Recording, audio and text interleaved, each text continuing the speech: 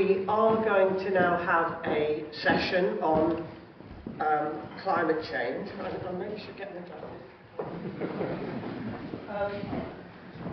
So we're going to have a session now where the purpose of this session is to set the scene on the position of the Fens with regards to climate change risk, and to set the context as to why farms need to be proactive and prepared.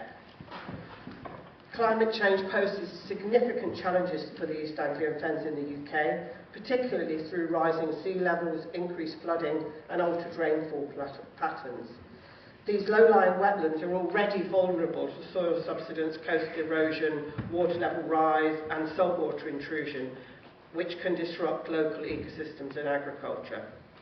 So this session will explore the implications of climate change projections in the Fens through the Fens Climate Change Risk Assessment, which we'll hear about first of all, looking at mitigation strategies being developed by the Environment Agency under the Fens 2100 project, and finally explore the potential challenges associated with soil salinity in the Fens. We'll then have a short panel question and answer session. So I'd like to invite Katie Jenkins. Sorry? Oh, she's joining virtually. Oh. So how do we do that then?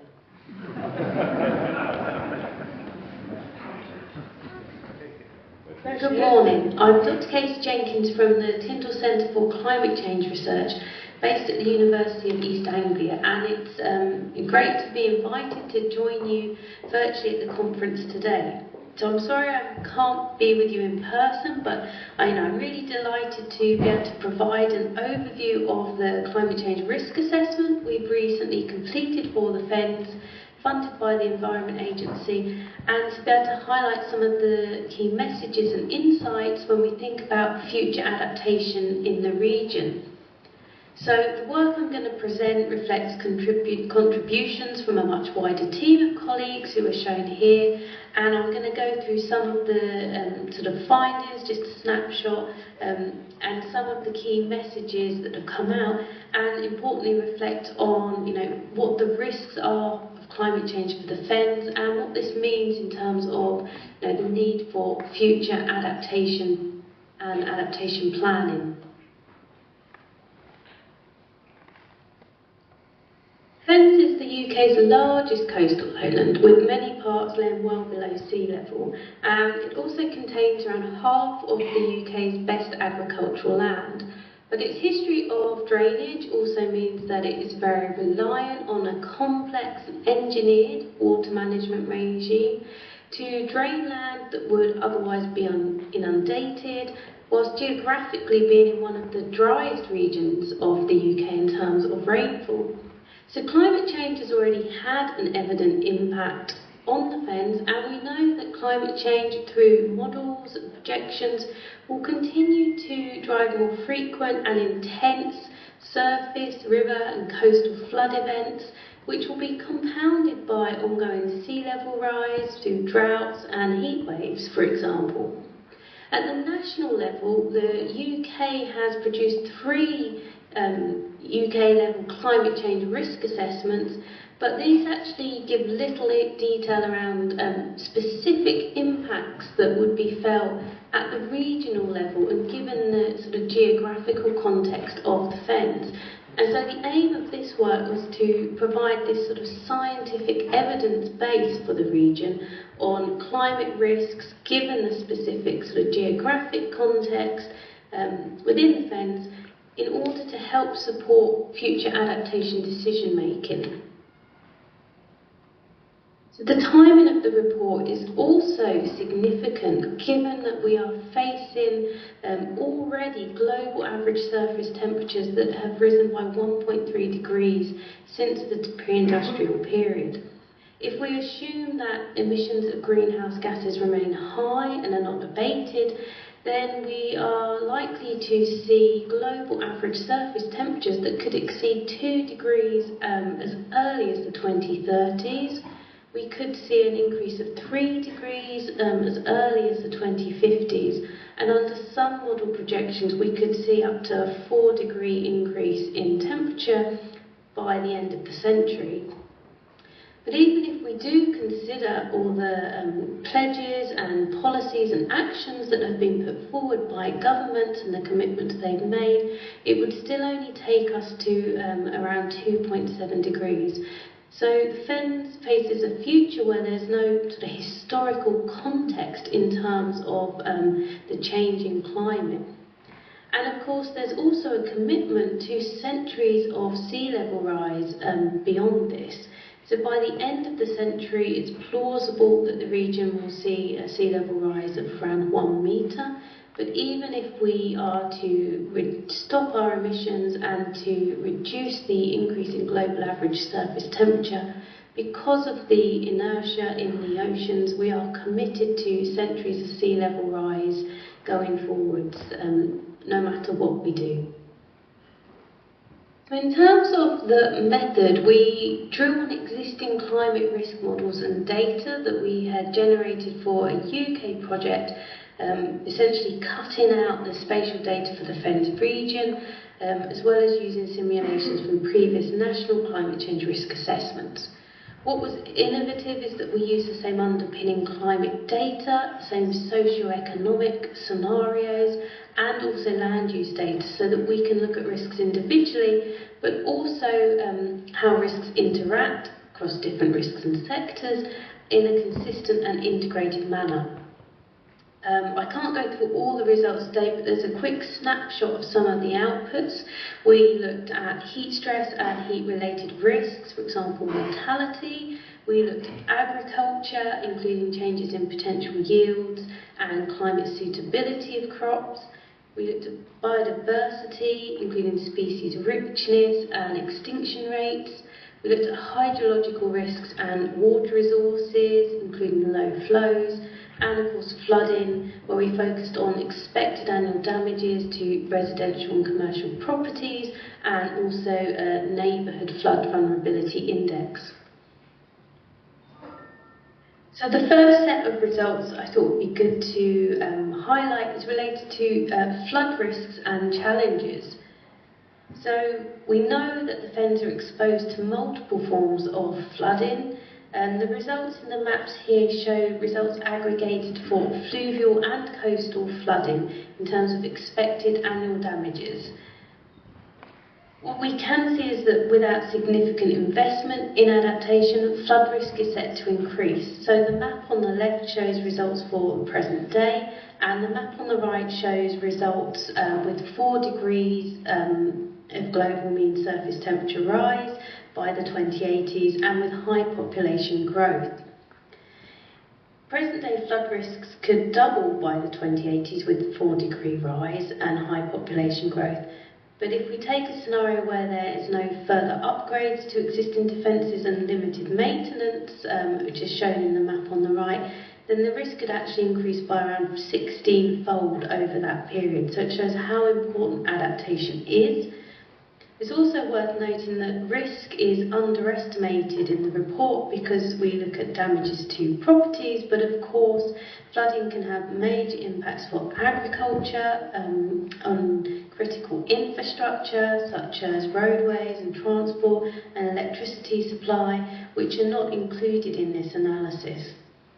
The other thing to highlight is that risks accrue with warming levels, so it's very important as well that we mitigate climate change as a very important part of flood risk management. It's much easier to adapt to a 2-degree future than it will be to adapt to a 4-degree future. The next results focus on agriculture and highlight that significant agricultural challenges arise as temperatures increase in the Fens. If we have moderate levels of warming, so up to 2 degrees, then there may be some potential increases in yield for several current major crops. But this will be conditional on adequate water availability and the ability to manage crops optimally. So the maps on the right show the change in average potential yield for wheat, for oilseed rape and ryegrass, along the top with 2 degrees of global warming and along the bottom with 4 degrees of global warming. And as you see, at 4 degrees degrees, some major crops are projected to start to show plateaus or declines in their yield and their climate suitability, particularly wheat in the south of the Fens. The modelling also highlighted that some agricultural opportunities may emerge, so resilience could be improved by exchanging current crops that show modelled decline, such as onions or parsnips, with those that show increases in their suitability in the future, such as wine grapes or sunflowers. But of course, opportunities are not going to be uniform across the Fens, and the northern areas show the greatest increases in cross-crop suitability based on future temperature and precipitation regimes. So lastly, I just wanted to touch on some of the risks and challenges that were highlighted for terrestrial biodiversity.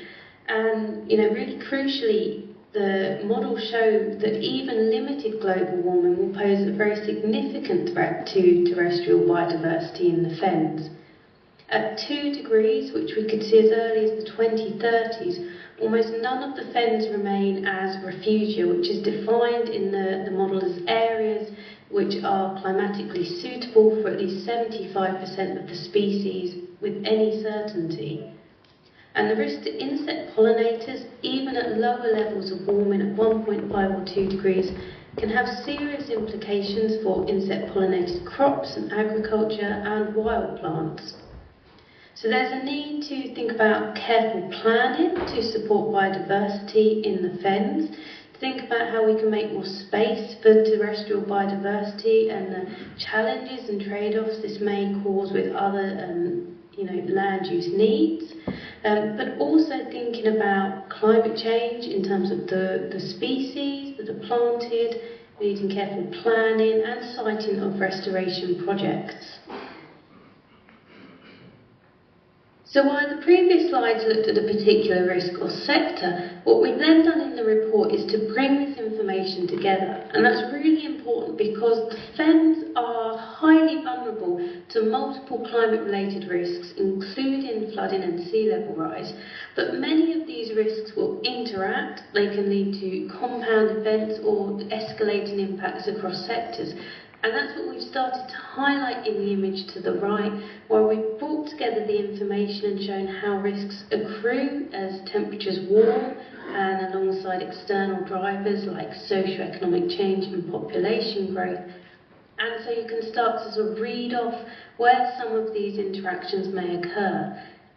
We know at 2 degrees that there will be serious challenges for the Fens, but at 4 degrees these challenges will be considerably greater and will really demand more radical action in terms of how we vision the Fens.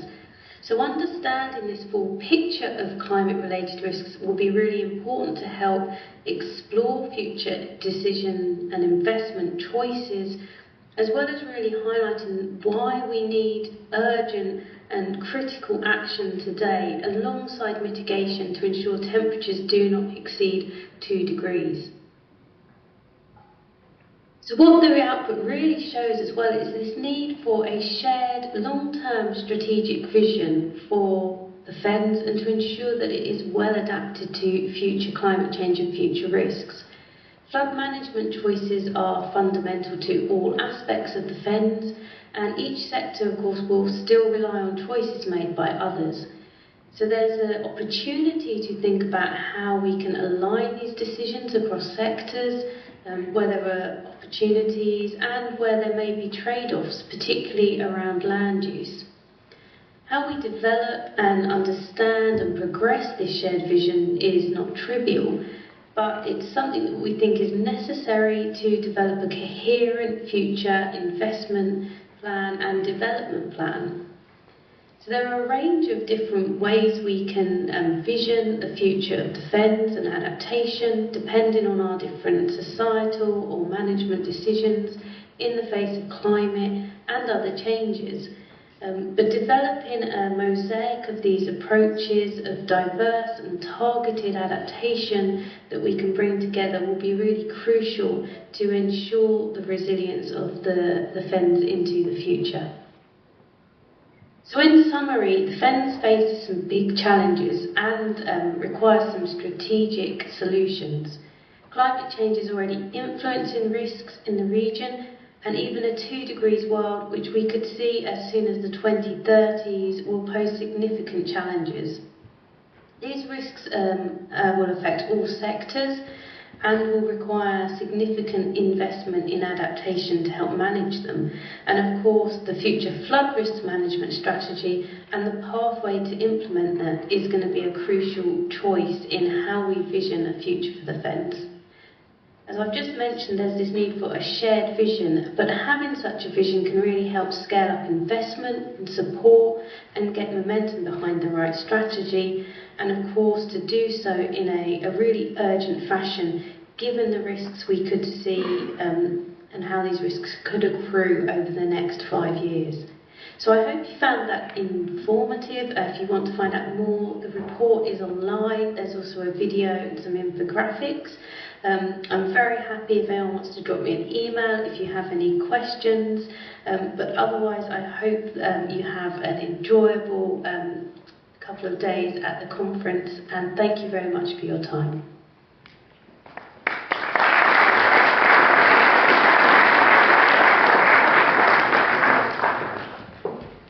So people who know me will know that scares me, and I'm very interested to know what Louise and Tom from the Environment Agency are going to tell us about how we might mitigate some of those threats, because she said we needed strategy. Well, we need to actually do something about this, and I think that's what Fenland Soil is trying to do. So Louise and Tom. You're over there. Okay.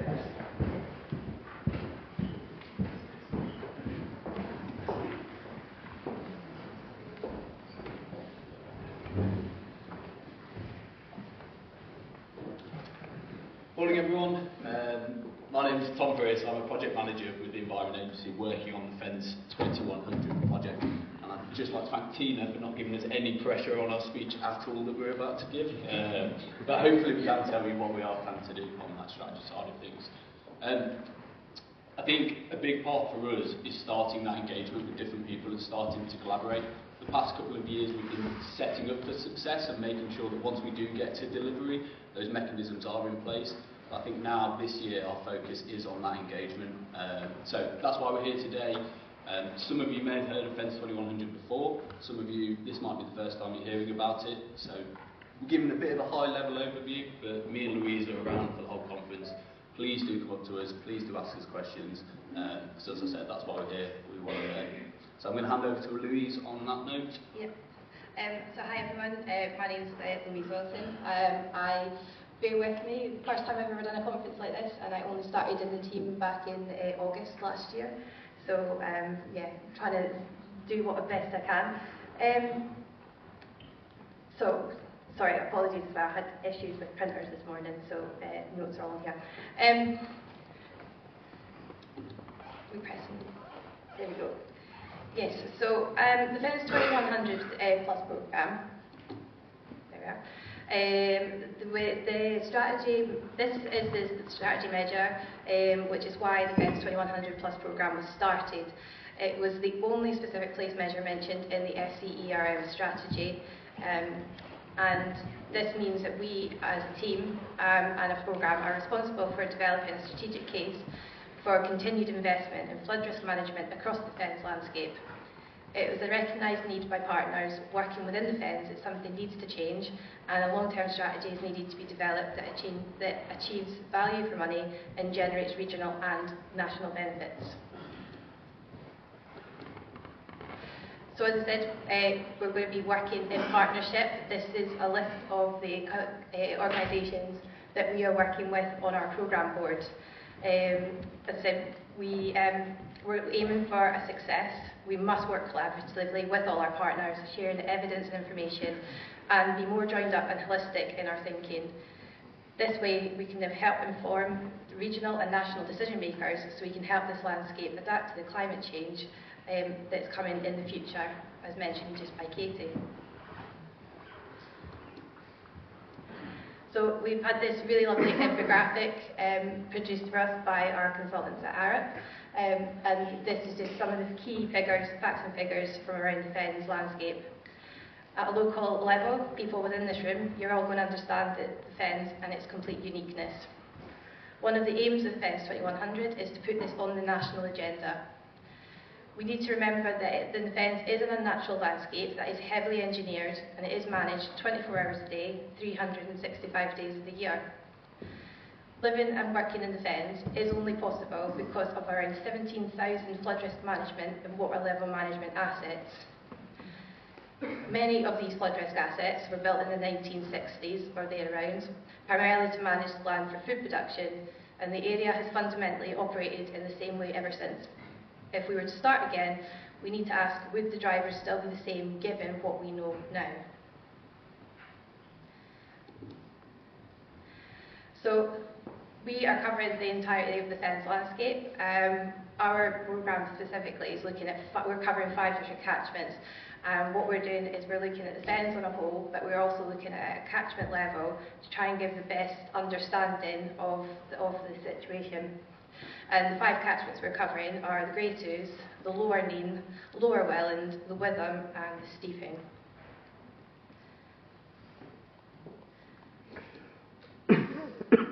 We therefore need to look at creating a landscape that can adapt to future change. One answer does not fit all, and therefore is likely to be a mosaic of solutions that cut across the sectors. The Fens 2100 aims to bring together all the relevant partners, set up the required governance, and give an overarching strategic direction for travel, for asset management across this landscape. It is very key, this area is very key to the UK food production. So we need to focus on what quality lands we have for high value crops. Is there innovation in agri-technology, and looking at how we unlock this, such as access to more learning, research institutions, changes in central policy on rural land use, and wider benefits for agriculture, and giving more financial support for capital costs on water, farm water storage. Another part of the work that we're looking at is looking at how the government policies that are currently in place. This is just to give an idea of all the policies that we are looking at. We are looking at a massive range of policies. We've got a lot to work with. And it just shows that not one answer is going to fit all, and we must be adaptable and approachable and flexible with our approach. The way we manage our water and asset investment will have an impact on any future policies that come through on the Fens. So that's a short overview of what we're currently doing. I'm going to pass over to Tom, and he's going to explain what our long-term vision is from there. Brilliant, thank you, Louise. I think Louise had the challenge of sort of setting the scene of the Fens and was looking at that system-wide approach. It's my job to now tell you what we're actually doing to implement that, because that's why we're here. We're going to deliver. That's our main aim. If we do this whole project and by the end of it we haven't delivered anything, well, that's a failure on our part. So I'd just like to start with our 3 pillars that we've got as part of our Fens 2100 programme. The reason we've split into 3 pillars is because, as I say, we want to deliver. We don't want to end up doing a strategy that when it comes to it and it's developed, it sits on a desk and nobody actually uses it. In order to do that, we've split the project down into these 3 different sections. So first off, we're working on our baseline reports. They build on the work that was done on the Great Ooze baseline, and that's across all of the catchments, and that's going to set the scene for where we are now. If we're going to determine a strategy for the future, we need to know what we're working with at the moment. So that's where our baseline reports come in. Off the back of that, we then have our partnership investment plan. Again, focusing on that delivery side of things. Once we get to a strategy and once we start to implement that, we need a partnership that's working together that will help enable that. So that's what we've been setting up previously. We're working on the baseline reports, we're working on our partnership plan with all of the partners Louise mentioned earlier. And all of that's going to be issued in October this year, so that's going to be our first round of sort of publishing, so October this year. Our focus now is shifting on to our actual asset management strategy. That's our 3rd thing, and that's what is going to link everything together. What we have realised is our banner is Fens 2100, and 2100 is actually quite hard to imagine. And if we're going to create a strategy for 2100, we also need to deal with the short and medium term as well. So our strategy is going to look at all of those three things, short, medium and long term. I think I just wanted to put this on as well, just off the back of the presentation Katie did on the CCRA, in the fact that how are we using different information that's across the sector, because that's going to help build our case. Firstly, the best thing for us on the CCRA is that it's independent evidence that's going to help us to highlight the work that we're doing. And as Louise said earlier, we want to get the narrative of the Fens at a UK national level instead of just at the Fen level. So this sort of evidence that we have is so invaluable to us. The other thing that it highlights is the compounding of risks, which makes us reflect and look at that system approach that we do need to take. I think finally the big thing for us, and that's really hit home as part of the Fens 2100 project team, is the urgency around it. The messaging within the CCRA that Katie and her team have done is pretty impactful. And we've basically realised that by 2040, big decisions need to be made. Us at the Environment Agency and the Fens 2100 team, we are not going to make those decisions. We are the enablers to help those decisions be made alongside our partners. And I think 2040, that makes it more real for us. That's a generational issue that we now need to look at. And it's not all doom and gloom. We have a window of opportunity from now until then to help drive that change and help bring about fundamental change. But if we don't seize that opportunity, then climate change will decide what this landscape looks for us. So that's what we're trying to work against. So why Fens 2100 different? I think some people hear about a strategy and whether it gets implemented or not is a different question, and this is where I keep coming back to delivery, delivery, delivery. I'm a project manager, that's what I like. So I think what we're trying to do in all of the work that we're doing with Fens 2100 is set ourselves up for success. This is diagram on the right hand side is our sort of circular economy of what we've got. We have our baseline reports. In order to understand what we're going to do in the future, we need to know what we have now. We're also developing a monitoring and evaluation and learning framework, but without the baselines to know where we are, we can't monitor our progress and see where our successes are, and ultimately where some of our failures will be, because that will happen.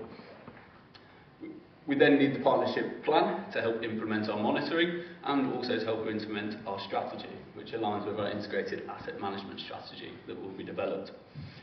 As I said at the start, 2100 is a long way off, so as well as doing our long-term plan, we need that short-term plan to help inform the current RFCC programme of works. And all of that together, hopefully, by the time we finish our project, allows us to actually implement change across the Fenland system. So what does this mean for peat in the Fens? The honest answer is, me and Louise stood here now, we don't know. That's why we're here. This is our period of engagement. We want to learn more about it. What we can say is that there's not one answer that's going to fit all, and I think we've heard it already a lot, that it's going to be a mosaic of solutions. However, it is an unnatural, heavily engineered system in the Fens. So whatever choices we decide for the future, it is going to have to align with flood risk management assets. And that's why we're here. We're focused on the flood risk management side of things, but that intrinsically links to everything else that happens across the Fens landscape. A very cheesy line, but before we put it in, a collective opportunity to help drive change. There's many different people within this room, and then there's many different people across the whole of the Fens as well. And if we can't work together, if we can't work collaboratively and collectively, we are not going to see change. So what we are aiming to do is work alongside farmers, IDBs, all of our partners to ensure that we can not make those choices, as I said earlier, but help enable that big system-wide thinking and that system-wide change. So again, very quick overview of our project. We are around. Please do come and see us over the next 2 days. If you do want to find out more as well, we have our email address, fens2100@environmentagency.gov.uk. That's probably the best place to get in contact with us. Moving forward this year, we're going to be setting up a stakeholder forum as well. We did a couple last year, but we're really going to start bringing people together on this now that we've started to have our principles set. I think this is the year for us to really start to engage with everyone. So thank you very much, and like I say, please do reach out to us.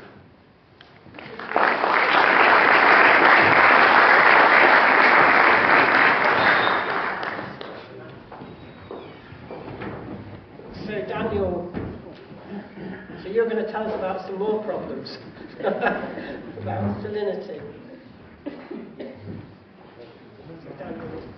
groundwater science at the University of England. Yes, good morning, everyone, and thank you to Fenland Soil for inviting me to speak here. I'm going to talk to you today about some of the issues that we've been working on for the last really 5 years at Lincoln, maybe a bit longer than that, around salinity in the Fens, and in particular salinity in the groundwater of the Fens system. Usually when giving these talks, I would start with an introduction about why the Fens is so important, but I feel we've covered that in quite a lot of detail, and everybody in this room knows that already. So I'll just start by thanking a couple of individuals, some economists at the top, and then people who've actually gone out into the field and done the real hard labour of getting this work going. The project partners, Lincolnshire County Council, who've been excellent during our work on this. We started doing work into salinity in the Fens after some storm surges about a decade or so ago. And the work started from the economic side.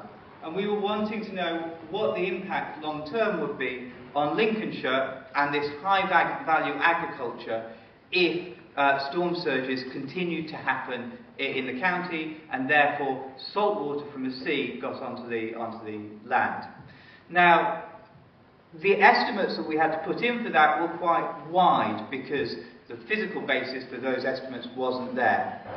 But our results showed that the red areas were where we had the worst economic results from salinisation. And you've got to remember that the effect of salinisation is two impacts. One is a reduction of yield, but it's also about what crops are growing in that area. If you're growing a higher value crop and you lose a yield, you lose more money than if you're growing a lower value crop. So these things need to be factored in. And also the time of year that salinisation hits. Now, about 5 years ago, we estimated that the impact in the South Holland region of Lincolnshire, that's the red area on this figure, could be up to about £5,000 a hectare if it hit the wrong area at the wrong time. So that was our worst case scenario. But many areas were within a region of, say, 1,000 to 5,000 across the county. But we also knew from conversations with farmers and growers in the area that it wasn't just overtopping. There were issues of what people described as lenses of salinity. Now, in groundwater textbooks, you don't tend to get this term of lens so that was inherently interesting to me as a groundwater scientist. The impact of this, as you can see, is based around different crops growing, so different areas will have these different levels of crops. I'm going to go through a little bit of groundwater theory here before we go into the nuts and bolts, because it sets the picture for what we're going to be talking about later on in the presentation.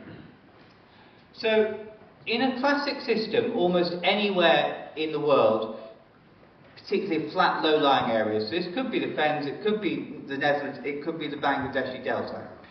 What you have is a system whereby we have a wedge of salinity under a freshwater front. So on the land you have the freshwater, mostly coming from rainwater systems, and then a wedge of salt water coming in from the coast. And that's a perfectly natural feature to have. This is shown here with the grey, the slashed lines here, and the grey being the freshwater system above. Now there's two ways in which that front can change.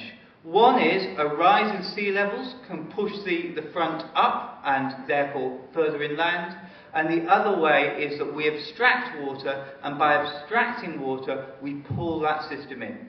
Now, about 10 years ago, a lot of modelling work by Ferguson and Gleeson really showed that it's the abstraction that tends to drive a much further infiltration than sea level rise. But this wedge system is what we would expect to see in the groundwater of the Fens. So, several years ago now, we went out and we did some work with resistivity analysis. This is a geophysical technique. So we didn't drill any wells, but we went in to measure, using electrical currents going through the ground, where we thought the interface between that freshwater and saltwater would be in the Fenland system. So we went out in 2 seasons, the winter and the summer, because we expect seasonal changes, and we looked at all these sites at the end of the Nene and Welland rivers. So there's a green map on the left as you look at it. Those are where we looked at it, and we produced a map of the system that shows the depth of the water table, the depth of the saline boundary, and then the height of that area. And what you can see is that from our data, the darker levels, so the red in the middle is our salinity interface, the darker, the higher. That's the system. And so, if you look at our system, what you can see is near the coast we've got a higher front, and it gets deeper as we go further in. And that shallow red bit, and I'll point to it in just a moment, that is about 3 metres when we're 10 kilometres from the sea. So over here, this is just about 3 metres deep, we're assuming, and this is nearly at sea level, which is what we'd expect. So this is this inferred system that we've got through not drilling wells, but going out and using some geophysical techniques. The next part of this, we also wanted to look at what the geology was and do a much more detailed geological map of this system compared to what's available through the British Geological Survey. The reason for this is that clay layers can prevent a groundwater system and a saline system from rising up. So where you have a clay top, that groundwater front can be compressed down by the clay layer, it's an impermeable barrier. And what we could see is that anything in yellow, so these big coastal areas, that's sand outcropping, so you have direct connectivity between the surface and the groundwater system. We then have the green silty areas in the middle, and the browns are the clays. So the north of our area has got this sort of clay cap that may offer some sort of protection going up from any groundwater systems from below. The converse of that is, if saline overtopping happens, it takes longer in these areas for them to drain away because the soils take longer to percolate through. So this was our geological system of the area, and the whole area has got this layer cake system of a fat layer of sand at the bottom, followed by silt, followed by clay at the top. That's the system that we've got in place. It should be said also that, not shown on here, we think of these areas as not very peaty, but actually we do have various buried peats in these areas. So there are peats that don't come out to the surface, but they're buried below. And a talk for another time is some of the concerns that exist in Lincolnshire, at least, about the contraction and oxidation of buried peats. So that just because something's not at the surface doesn't mean that we don't see it. Anyway, we have got a system, a framework for the geology that sits above the Kimmeridge clay below this. We've got the sandy outcrops, and we've got certain areas that are protected by the clays. Over the latest project, which is the work that has been funded by the FCRIP and doing work with Lincolnshire County Council on this, we've been actually going out and sticking wells in the ground to see what that system looks like, to monitor the changes through time. So at each site we've put in 3 wells, a 2-metre well, a 3-metre well, and a 4.5-metre well. Those depths have been dictated by the geophysical results before, and what they're about doing is trying to capture that change to see what's happening deeper and what's happening just below the surface at the point at which it could get into the soil system. We've put monitoring devices in these, and within the and then we've also taken samples out for chemical analysis. Now I'm just going to show some of the quick basis of what we've done, including some samples we took just last week in this project. So this is almost as fresh as the data can be, but it also means that we haven't done the full data quality on some of the work here.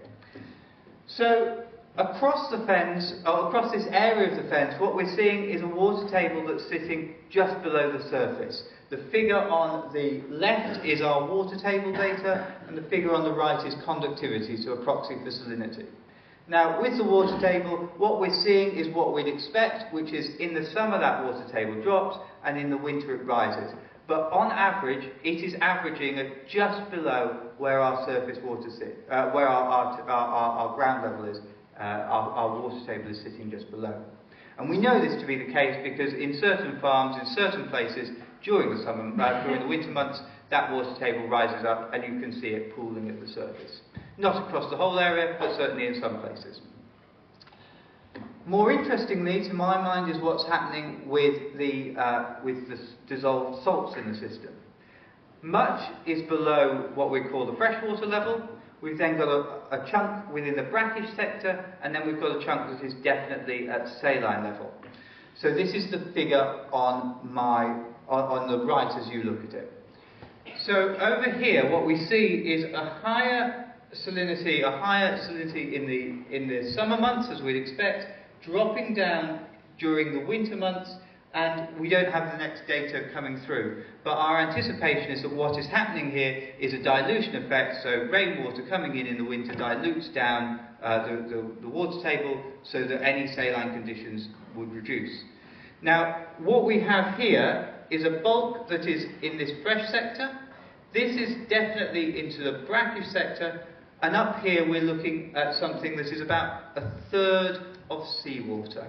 So if you were to take a glass of seawater, have a third with seawater in, and then dilute that up with fresh water, that's the level at the top. These would be really quite damaging if they go onto crops, and you wouldn't even cows wouldn't even drink this stuff at this level. But what was really interesting to our mind is where this was. So the brackish water is the water near the coast. You need to look at the yellow points on this. The size of the bubble dictates the amount of salinity in there. So near the coastal systems, what we have are mostly brackish water. As we go further inland, you'll see a really big bubble right in the centre, and I'll just point that out now, which is this one, which we call G5. And this is our highest point, where we've got the saline water above, in very much saline conditions. And so this is the complete opposite of what we would usually expect from the groundwater theory. And this starts to lend weight to this idea of lenses within the fens, where we have what I would imagine to be historic fossilised seawater. So many of you will know that the fens not only is very young, but the coastal line during Roman times roughly went through where Holbeach is and the A17, and that's just about where we're getting our really high level of salinity there.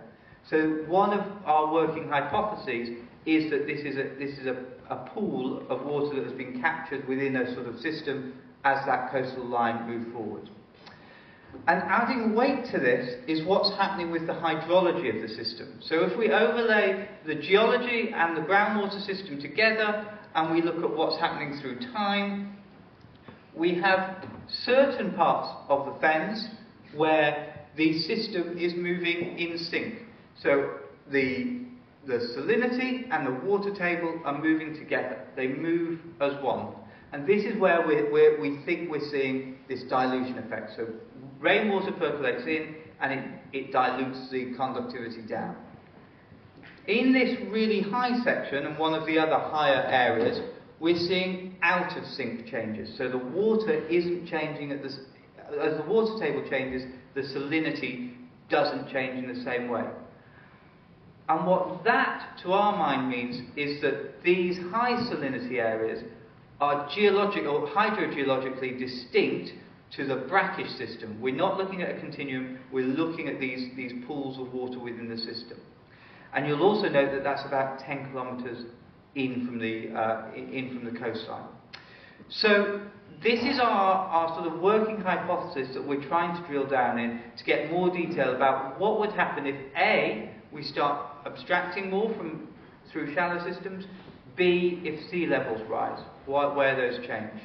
And so this leads me on to talk about what our initial conclusions are, which I've covered, but where we go next in the future. So we want to expand this out across the whole of the Lincolnshire lowlands. The funding is through Lincolnshire County Council, so we want to focus in that area. We also want to start building some really good models that we can feed into those climate projections. So what happens if sea levels rise? What happens on scenario analysis if we start seeing more features in the different changes of the landscape within the water sector? And then finally, we really want to drill down and see if our hypothesis is correct, that what we've got are these two distinct types of salts in the system. A lower form of salt, which is this brackish component attached to modern seawater, and a hydrologically distinct component, which is held as these lenses within the system. And that's really as far as we've got at the moment with this work. So thank you very much for your attention.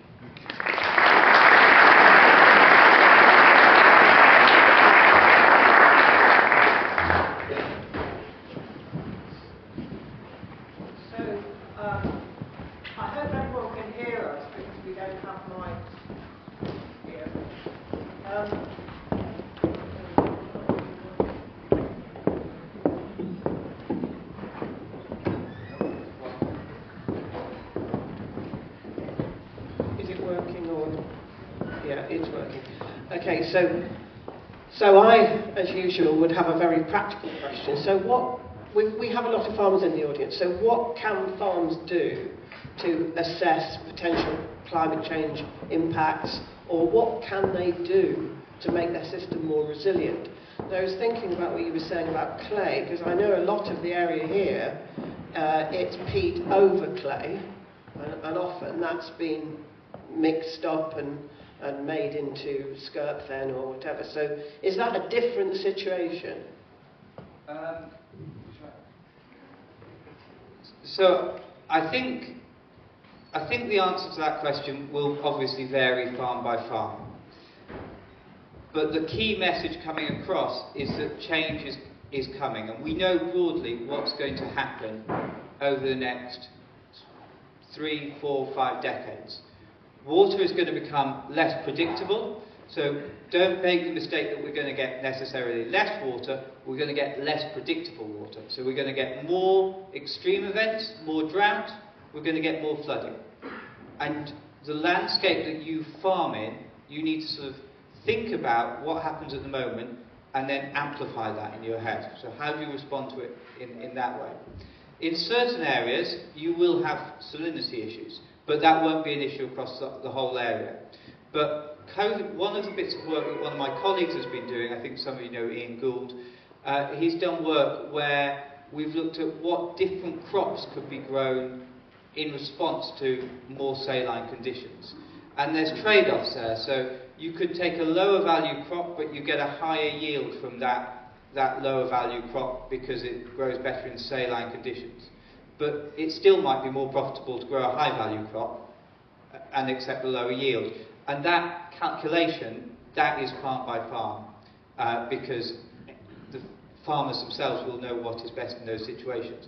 We do have the data to show what happens in salinity in particular, what happens to different crops that could help inform those decisions. But exactly the way to approach that would be a farm-by-farm decision. So I was also going to ask you two, do you feel there's enough, there's a lot going on in the Fens, and there's increasingly more going on. You know, there are lots of groups setting up, and you know, as soon as funding becomes available, you get another group and another group and another group. So do you think there's enough communication to actually make it happen? I think there could always be more, and I think that's what we're trying to work on. I think, as I said at the start, this is the start of the Fens 2100 real engagement that we're doing, but we also work in partnership with the Future Fens Integrated Adaptation Scheme that's happening. And from Fens 2100, we're looking at fundamental flood risk assets. That is our remit. Whereas Future Fens Integrated Adaptation, a bit of a mouthful, so FFIA, they're looking at that wider picture. A project that they are about to bring online is a centralised sort of database. This is going to be a 3D expo and also sort of visualisation of the different work that's happening across the Fens. So we're hoping we can sort of tie into that a little bit as well, and that helps organisations quickly see what work is going on, because at the moment there is quite a siloed approach within the Fens, and that needs to be the case because we need to continue, people need to continue to deliver, livelihoods need to continue, but we're hoping through the work we do with Fens and through the work that happens with FFIA, we can combine that and make it more efficient. So yeah, watch the space on FFIA. So I'm conscious that, Laurie, you've done a bit of mapping, haven't you, of these areas. So Laurie from Cambridge University, so maybe we could talk at the break. Again, that would be brilliant. This is why we're here. As Fens, we have a core team of 8 people on our Fens 2100 project. We are not going to be able to get across the whole of the region and talk to everybody. So please do let us know the initiatives you are working on, because what we want to do is take the good examples from each of the catchments and scale it up across the Fens, but without sharing things, then we won't know what's going on. Yeah. So, any answers on what farmers can do to actually report into you or make their systems more resilient? So we haven't really got answers specifically for what exactly you can do, but we do have, we're going to have our deliverables coming out in October this year. So as Tom mentioned in our presentation, the baseline reports for all our the 5 individual catchments and for a summary report across the whole of the Fens will be available from October. These baseline reports will be 28 pages, just high-level, non-technical overviews of the catchments. And then for anybody who's interested, there will also be technical notes behind those as well, with a lot more detail, where we've got those findings and facts and figures. And you can really dive deep into what we know already. And that should help you to map out sort of ideas for going forward from there. And as Tom's mentioned as well, just sharing our learning, any communication, anything that you've got going on, please let us know. And something that we are doing, Tom's been working on the lower with them. We are starting to run some pilot schemes with different areas and different catchments. So if there is something that you've got going on that you think that would be good for us to get involved in, we can come along and see how we can help out with that. And just see how we can make things different and work in a different way. So it's very interesting to hear the word mosaic, because we think at Fenland Soil we invented mosaic. So you know, we certainly promulgated the concept that you need a mosaic system. Does anyone have any questions to the panel? Lucy, John has a question down here. And then Greg. Tom.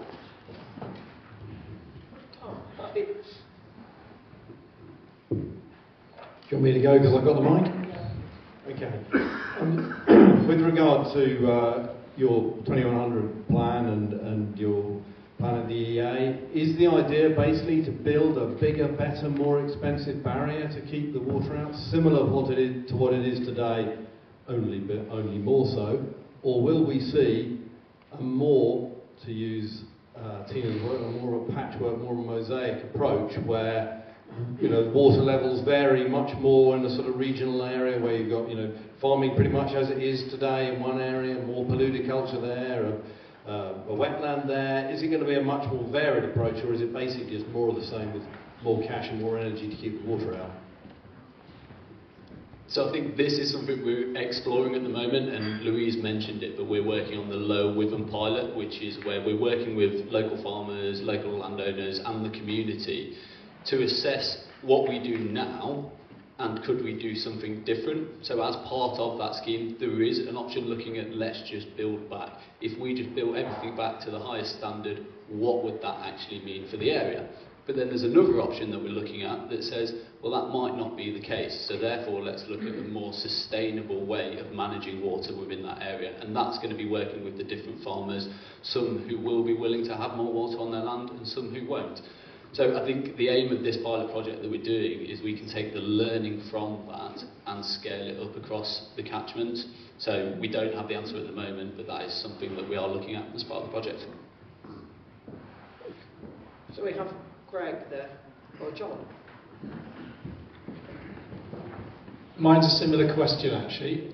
It looks as though the way world politics is going at the moment, we've got to plan for 4-degree rise in temperatures. So we need to focus on that, in my opinion. But the sea defence is keeping the sea out, which was the previous question. But what would it cost? You know, what is the cost of actually building our sea defences to the point where they can keep out that rise in sea level that comes from 4 degrees? What's the number?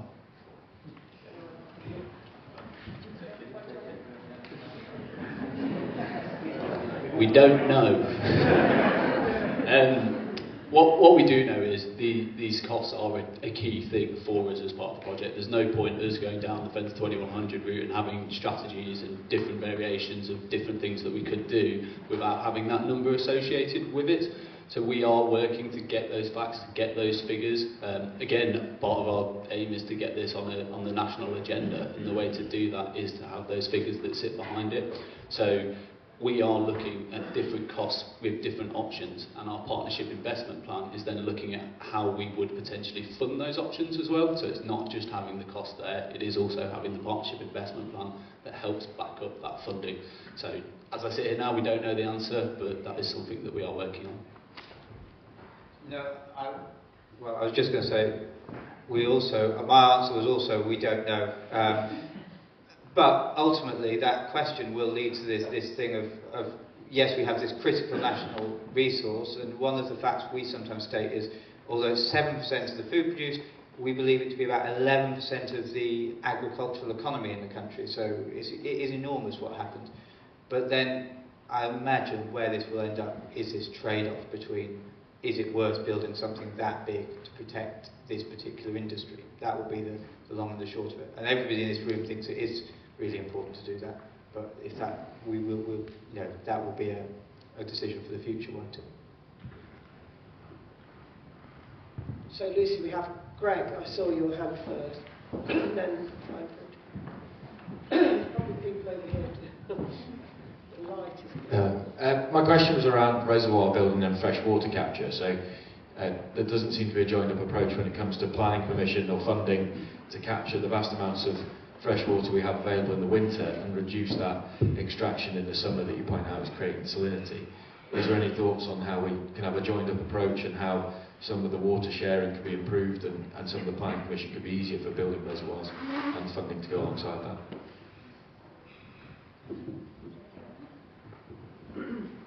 So in a different project that we're working on, we have been commissioned to look at what does it look like if we put in, we use the term dynamic abstraction, which is exactly what you're saying. So you cream something off the top when you've got plenty of water, you stick it somewhere, and then you use it at a later date when it's useful. So we're right at the start of doing that. We know broadly what it looks like because it's almost exactly as you've described.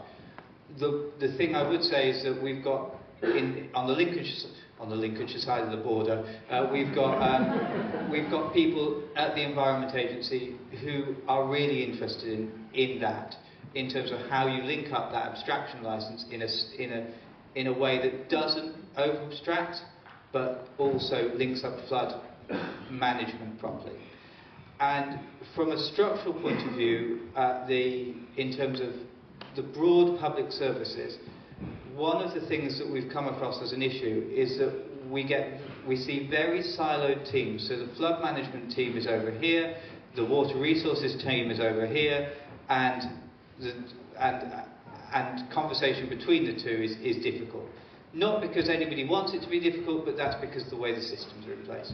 And so breaking down those barriers, I think, will be a key thing. And again, in Lincolnshire, we're actually commissioned to do that by the flood team, not by the abstraction licensing team. So the abstraction licensing team were on board with it, but it was the flooding who commissioned it. And I think that's where we need to get to in the public sector, is to link those things through so that we're recognising water holistically and not floodwater, water resources. And I recognise on that not all water is the same because quality changes, but broadly speaking, that's where we need to get to. Matthew, would you like to comment on that? Who's got the microphone? Lucy.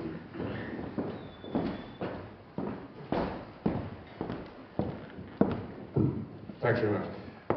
Just on the question of flooding, I think there's a big difference between what you think is flooding, which is about sea level flooding, and riverine flooding.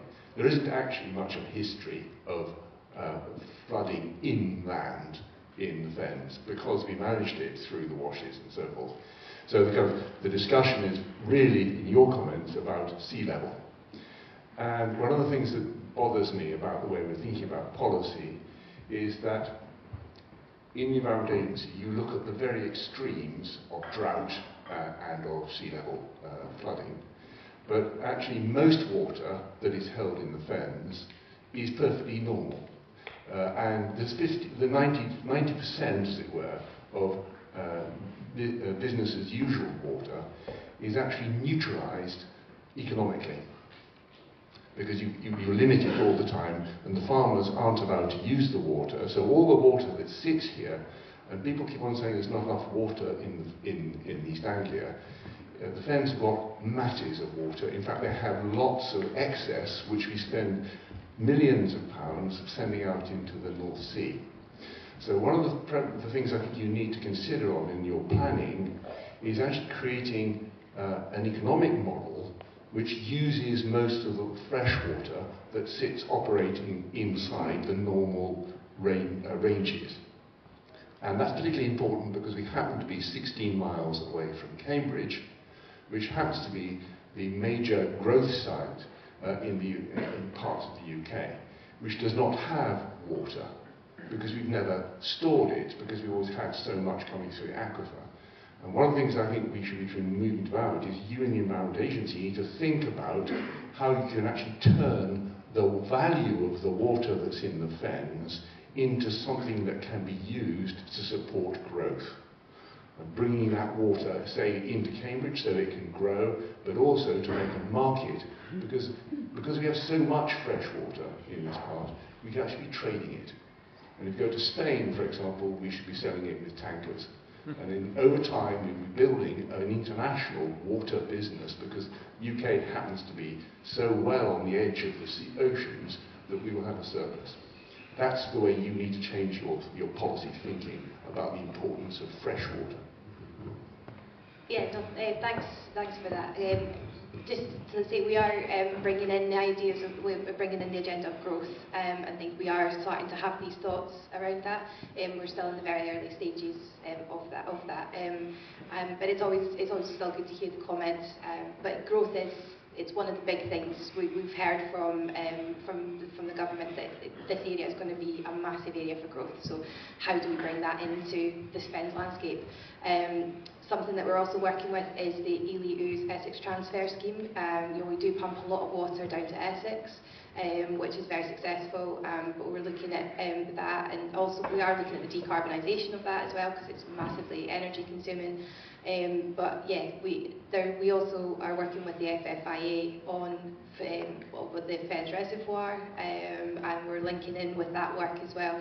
So we've got lots of connections at the minute. We are just bringing them together, and hopefully, like I say, growth is definitely on that agenda, and it's a thought process. So hopefully we can start to bring it in and really focus on it and make the most of the water that we do have for the times that we don't. We are on coffee break now, but there was a man in there with the really good jumper on. Really like that. I think you have one down here first. Oh, okay. I was just wondering if the Environment Agency is in touch with the Dutch engineering. They have a far worse problem we've got. They've got vast areas that are subject to 1 metre rise in sea level. That was mine. Apart from the rivers that come down. That was mine. That's your question. We did make the calculations. For business as usual is 5 billion in the next 20 years only on your infrastructure inland, not on your sea defense. So the roads going down, your canal system breaking down. In Amsterdam, after the canal, we are normally talk against the wind, so. No, we have every canal pipe has two 21-meter long poles in the Netherlands, and we just redid this dike which closes the IJsselmeer for 4 billion. It took 2 times the time we wanted to do it. There's no grass and sand on there anymore. It's concrete to the sea, complete, with the biggest pumps in Europe to empty this lake. It's one word you don't hear. In 21, the fence will be at least 70 centimeters lower because you're going on with evaporating your soil. When it's 22 tons of carbon a year, which you're also losing 4 truckloads of soil. And the sea level will be up 1 meter, and in the Netherlands we already know you'll have to give up land. So you need to put your water level up, and in the fence it's sometimes minus 2.50 meters.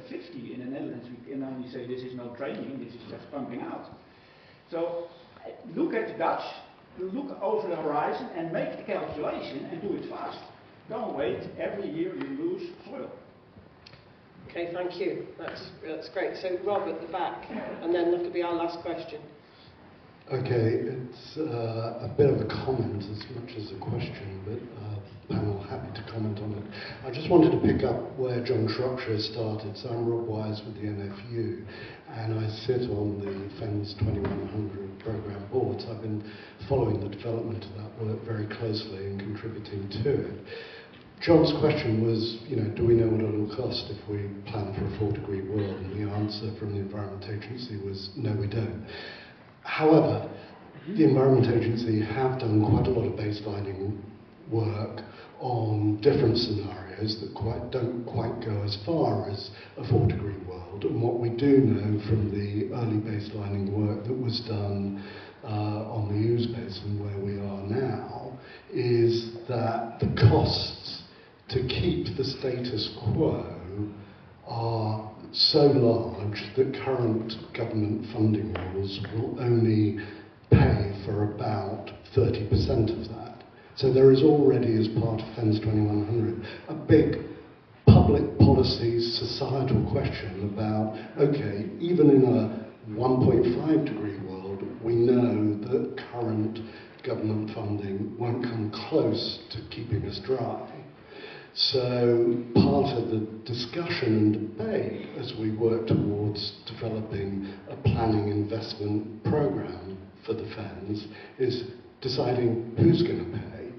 And the reason I wanted to make sure I made the point now is because the Floods Minister announced earlier in the year that this spring there will be a consultation on how agriculture and rural areas are covered by those flood risk management rules and looking at whether we do a good enough job. So the reason only 30% is covered is because there aren't enough people and residential properties in the Fens to attract the funding. So we need to look at it differently. So basically, this is a plea to all the different audiences of stakeholders that we have in the room today. When we get that government consultation, you need to respond, and respond about why it's important to you here in the Fens that we actually think about government doing different and potentially coming up with more of that money, because if government aren't going to do it, we're going to have to get it out of our own pockets. And there is a conversation to have there about the extent to which we want to do that.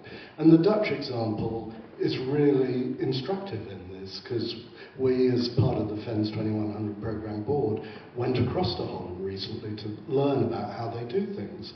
And one of the things they do is they let the water boards, the equivalent of our IDBs, just get on with defending how they want. They don't make distinctions between capital and revenue. They just say, you raise the money in the markets, you do it the way you want.